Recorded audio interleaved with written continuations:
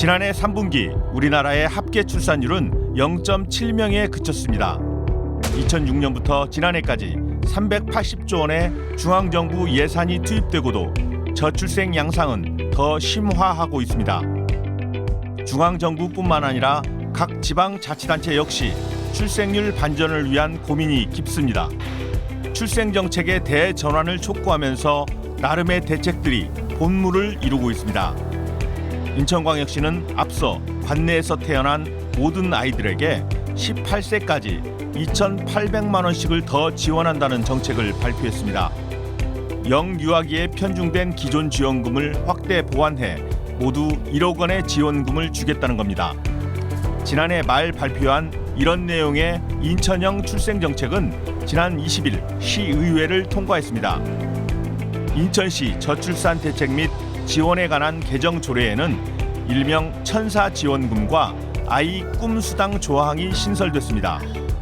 현재 0세 아동들에게 200만 원씩 지원해드리는 첫 만남 이용권에 더해서 저희 인천시에서 전국 최초로 혁신적으로 발굴한 사업으로 1세에서 7세 아동들에게 연 120만 원씩 총 840만 원을 지원드리는 천사지원금 사업을 6월 10일부터 시행할 계획입니다. 천사지원금은 6월 10일부터 신청 접수를 받고 7월 중으로 지급될 예정입니다. 8에서 18세 아이 꿈수당 1,980만 원 지원은 관계 당국과의 행정 협의를 거쳐 지원한다는 계획입니다.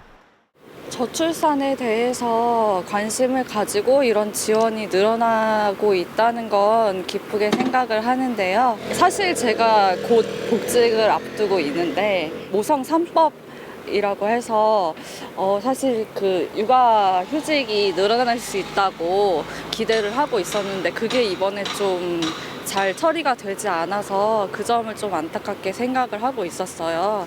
사실 이런 지원금도 중요하긴 한데 실질적으로 육아를 병행해서 일도 할 수 있는 환경이 조금 잘 자리를 잡았으면 하는 생각.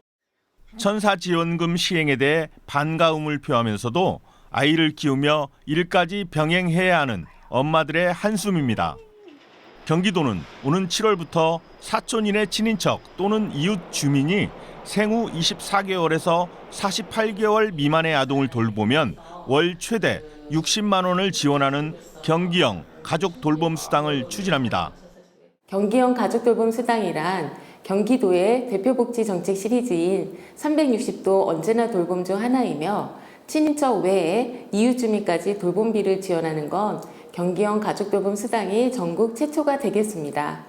이번 사업을 통해 맞벌이, 다자녀 등으로 양육 공백이 발생하는 가정에 양육 부담을 완화시켜 아이 키우기 좋은 환경을 조성하는 데 기여할.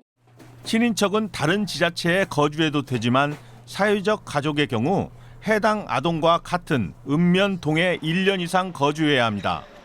경기도는 또 지난 27일부터 육아기 자녀를 둔 소속 공무원들에게 일명 461 육아 응원 근무제를 시행하고 있습니다. 저출생 극복 정책의 하나로 임신기 직원은 하루 2시간 모성 보호 시간을 사용해 주 4일은 6시간 근무, 주 1일은 재택근무를 할 수 있게 했습니다.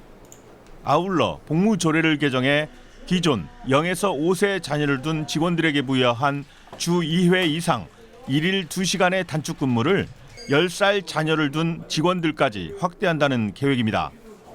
아이 키우기 좋은 환경을 위해 다른 지자체에서 안착한 정책을 도입하자는 목소리도 경쟁적으로 나옵니다. 도내 거점 도시로 여성 친화 도시를 표방하는 안양시. 시내버스 임산부 배려석 확충과 함께 임산부 좌석 안내 설비, 일명 핑크라이트 도입 요구도 있습니다. 핑크라이트 도입에 대한 시민 의견 청취, 예산안 검토 등을 통해 임산부 배려석의 효율적 운영이 가능토록 조치해 주십시오. 핑크라이트는 단순한 자리 양보 장치가 아니라 임산부에 대한 공동체의 인식과 배려를 증진하는 사회적 마중물이 될 것입니다. 2017년 부산 지하철이 도입한 것으로 평소에는 일반인도 자리를 이용하다가 불빛이 작동하면 자리 양보를 유도합니다.